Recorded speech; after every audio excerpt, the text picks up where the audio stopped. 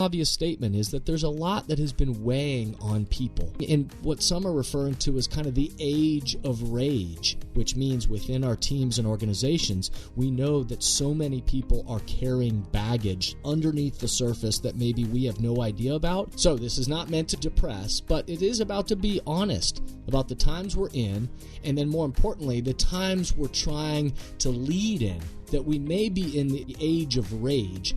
But in the way that it's surfacing, we need to, as leaders, think about how is it that we bring our own emotional intelligence to help control and impact our own response, but then how can we also, our teams, our organizations, be places that bring out the best in each other and help each other navigate through all of these challenging times and traumas that we're all feeling. Welcome back to The Thermostat with Jason Barger. If you're currently on a commute, a walk, or just a micro break in your day, glad you're making time to step back, to think, and to reflect on the next steps on your journey. I've never been more convinced. The best leaders and team cultures in the world are the ones that make time to step back and calibrate their thermostat. I hope today's conversation leaves you feeling grounded and inspired. Now let's dive into today's topic to engage our minds and hearts in order to authentically lead and create compelling cultures wherever we are in the world.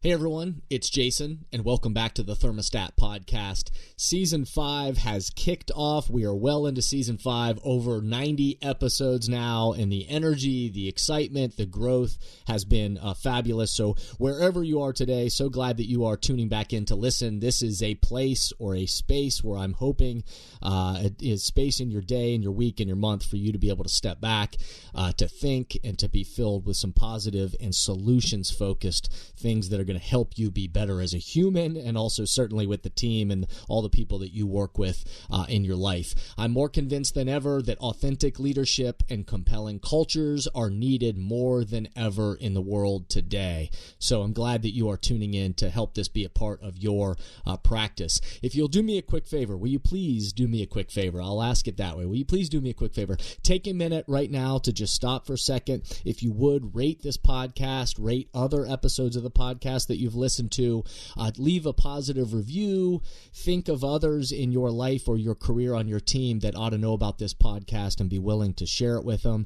If you're willing to do those things just for a quick minute, that is so helpful. This is, whether we like it or not, this is the way that the algorithms work and the way that these messages spread further in the world. So thank you for everyone who takes a minute to rate, to review, to share it with other people. This is the way these messages are amplified into the world. Thank you, thank you, thank you. This season of the podcast, we've been talking about navigating this future of work, all this talk about the future of work, and certainly as many companies around the globe have been transitioning, quote unquote, back to work, some in person, some still remotely, some hybrid. We're still in this new era of remote work and in-person experiences, and navigating that work-life balance and all the things that have shifted over the last few years. We've also been identifying trends and leadership tips and keys for leading during what's being referred to as the big shift and the great resignation, and talking about the impact, the importance that emotional intelligence is playing and will play into the future, and that the culture that teams and organizations are building, the ecosystem of their thinking, acting, and interacting, that they do intentionally is going to be their greatest competitive advantage. So I hope you've enjoyed all of Season 5 so far. If you haven't heard those, go back and listen to those episodes, but excited for you to be diving in and continuing this conversation. We're going to pick up off this conversation around emotional intelligence today. And on today's episode, we're going to talk about, I don't want to be Captain Obvious here, but Captain Obvious would tell us that the world has been quite bananas over the last couple of years. We've been fighting a virus we can't see.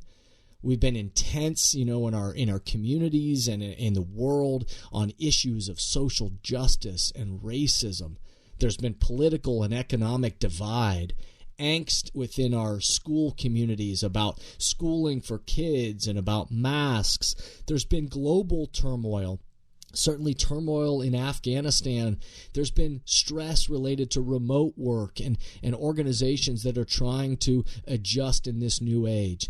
And there's been a lot that has been weighing on people. So, the Captain Obvious statement is that there's a lot that has been weighing on people. And we seem to be in this age right now where maybe the nerves have been exposed, maybe there's been trauma that people have experienced over the last couple of years, and this fight or flight mentality is certainly at the surface, and nerves are exposed. And so we're living in what some are referring to as kind of the age of rage. The age of rage, where everyone, because of the trauma of everything that's happened over the last couple of years, more and more people seem to be on edge, which means within our teams and organizations, we know that so many people are carrying baggage underneath the surface that maybe we have no idea about. And certainly also they're carrying bags that we all are aware of, we're all experiencing. But regardless, it's been heavy on people lately. So today's episode is certainly not meant to depress us, but is meant for us to be able to focus on that reality and to be honest about the fact that we have been living in this time, this kind of age of rage where people are stressed out, anxious, worried, and certainly in many cases have been through trauma. So this is not meant to depress, but it is about to be honest about the times we're in, and then more importantly, the times we're trying to lead in.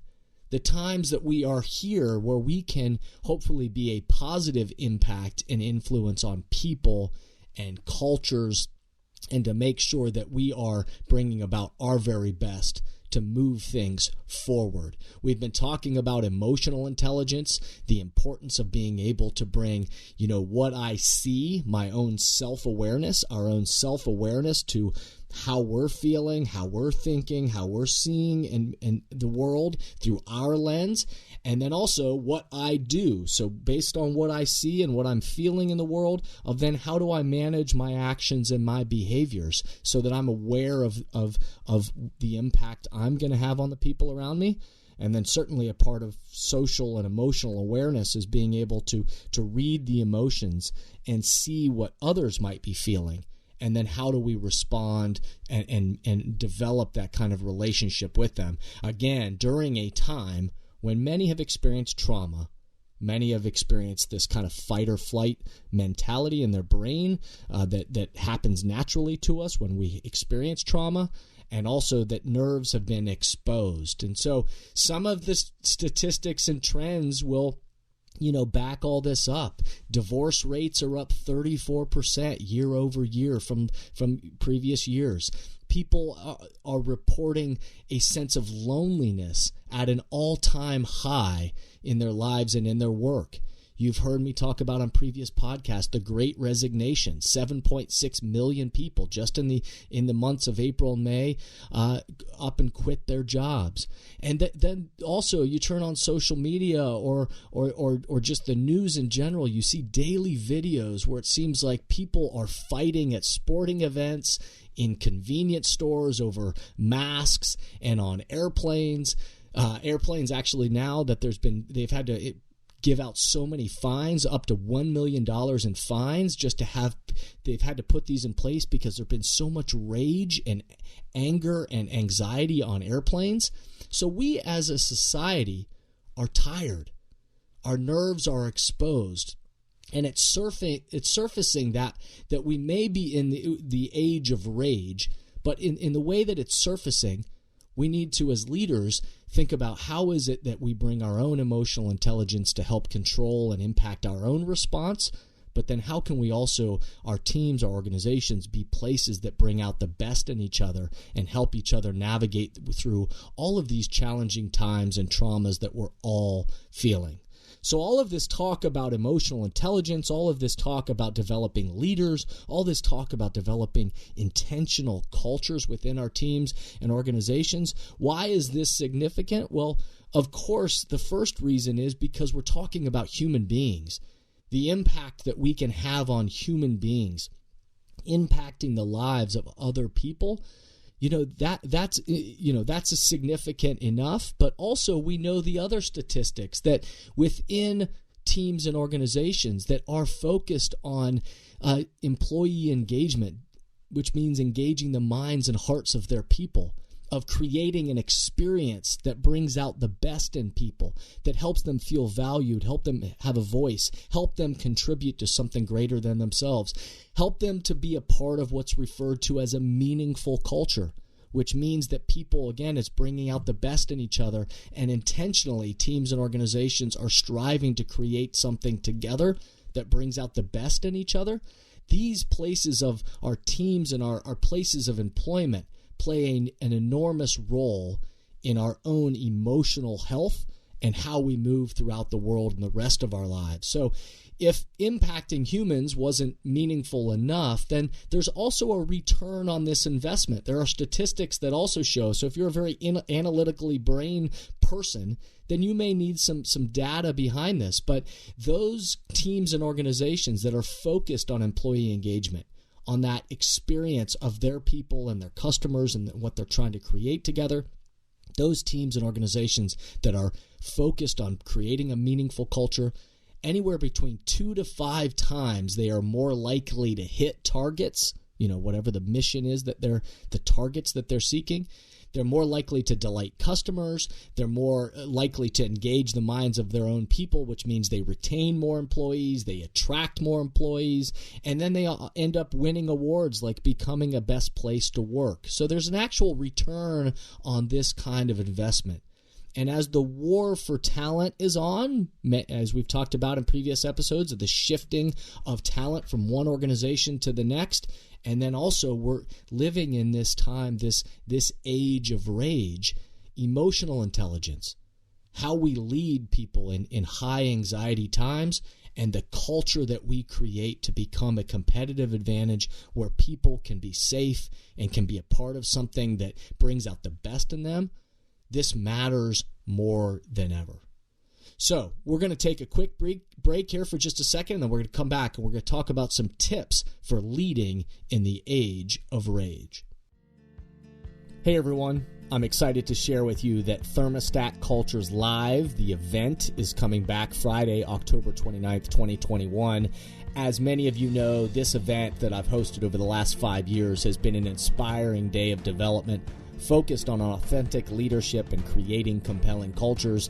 I've been joined by powerful voices like Howard Behar, former president of Starbucks, Shane Battier, 2-time NBA champion, Jenny Britton, founder of Jenny's Ice Cream, Jessica Jackley, co-founder of Kiva, Cameron Mitchell from Cameron Mitchell Restaurants, Greg Oden, former NBA #1 draft pick, and on and on and on.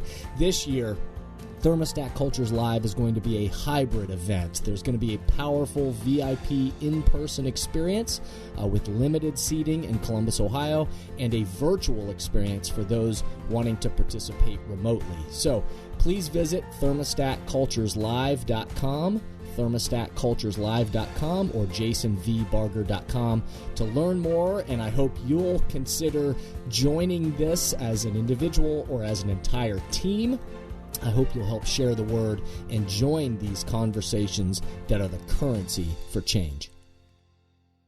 Okay, today we're talking about leading in the age of rage, and I want to just focus on a few tips for as we're leading in this time where people's nerves are exposed, and certainly many of us have been through trauma over the last couple of years, and we're seeing this surface in many different, again, the statistics I cited earlier, many different ways. So what are a few keys that we need to remember to be leading as we're leading ourselves and others in this quote-unquote age of rage? The first thing is, and it's a simple thing, but it's something we all need to remember, and that is to take a step back and to take a deep breath. That right now, I've noticed this more than ever personally, but then certainly with individuals I coach and entire teams of and companies, is that we, ourselves, and with the people around us, we need to practice taking a deep breath. Oxygen is needed. We need to create space for ourselves and for others to step back, to create some space, to take a deep breath. And in the midst of high intensity and high anxiety and again, things that are highly emotional, we need to make sure that the emotions of the moment don't always represent the big picture. So as our own temperature begins to raise and we're anxious or we're upset or we're angry about something that we cared so deeply about, that we need to make sure that we step back and take a deep breath and make sure that we check, are our emotions in the moment? Are they really representative of the big picture of the person we want to be and the culture that we're trying to create? And oftentimes the issue isn't the issue. On teams and organizations, in our relationships, we often know that the things we get angry about, and sometimes when our nerves are exposed or we've been through trauma, we react to a knee-jerk reaction to something that really isn't the issue. Really, we're upset and we're angry and we're worried about something else, but yet we react emotionally, and therefore we're responding to something that really isn't the issue. The thing we're really upset about is deeper below the surface. So we need to make sure that we're stopping that kind of destruction. Anytime we find ourselves our blood is boiling, to stop, to take a deep breath, to step back, to breathe, to try to give grace to other people, realizing that they probably are feeling many of the similar things. The issue, again, is often not the issue, and try to assume positive intent in the people around us, even when people make comments that we think are not thought out, or maybe we don't agree with, but how do we make sure that we try to assume positive intent? So we got to remember to take deep breaths. The other thing we need to remember to do is to feed the good wolf. You know the story, the old fable about that saying that there's two wolves inside of us and they're fighting at all time. One wolf is fighting for, positivity and gratitude and celebration of life, and the other one is angry and is resentful and is greedy and is negative. And the question is, well, which of the wolves that's fighting inside of us wins? And the response is whichever one we feed.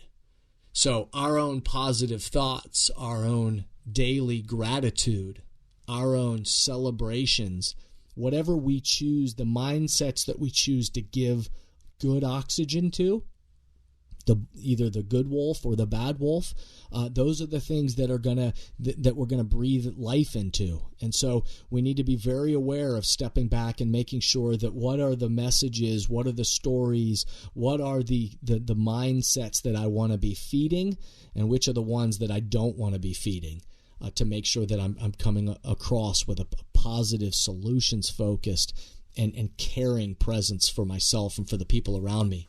We also know that dialogue, that right now, not only do we need to, leading in the age of rage, do we need to take deep breaths and take care of ourselves and other people. We need to feed that mindset of the good wolf, but we also need to make sure that we're entering into dialogue, to make sure that we're not just keeping all of our thoughts,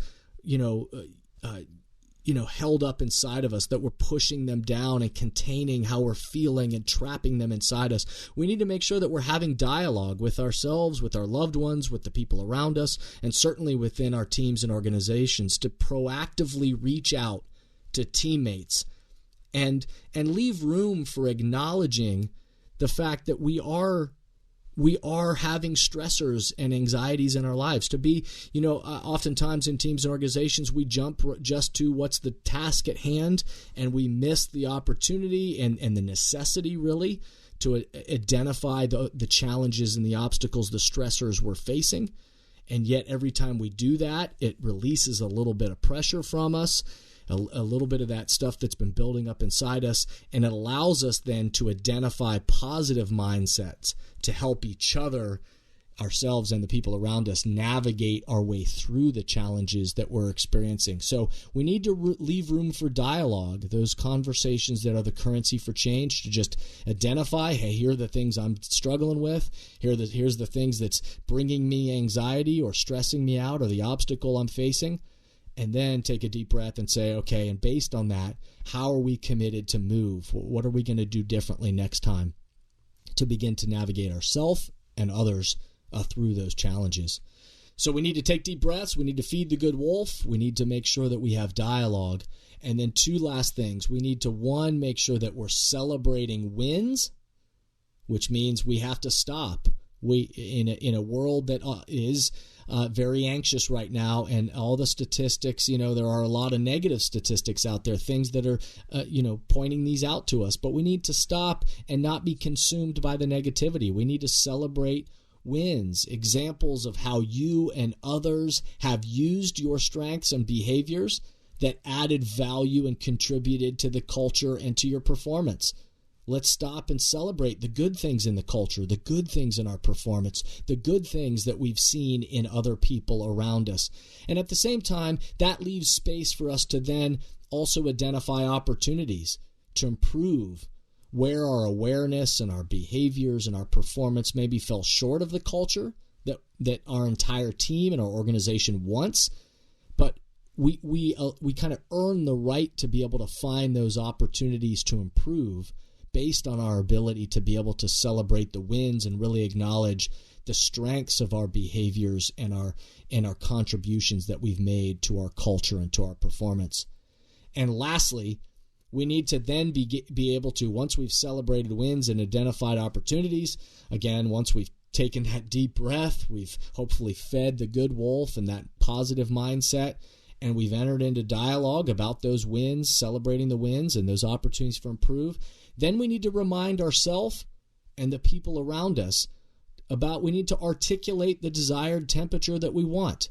Return back to what is that temperature? Have the conversation about our team values and the temperature that you all are committed to setting together, and ways to help positively support each other in setting that temperature.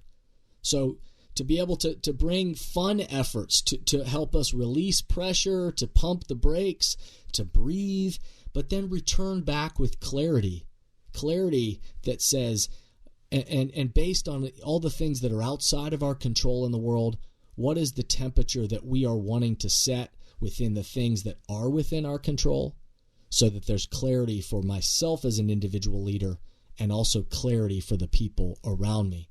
Calibrating our personal thermostat for our own awareness of the things that we're feeling and experiencing around us, our own response, the behavior and actions we put into place, and calibrating our social awareness of the people around us who may be feeling stressors, anxieties, challenges, and then reaching out to develop those relationships with our team members. We are the thermostats. We are the thermostats. We are, from our own internal temperature, we set a temperature externally for others around us based on our own response, our own awareness, our own behaviors. And so in a world, again, that is very on edge, nerves are exposed, stress, anxiety, and rage in some points, trauma that people have been experiencing. The world needs our best to care for ourselves and certainly care for the people around us. So as always, I want to leave you with some questions to ponder for this week. Where do you feel pressure and angst right now?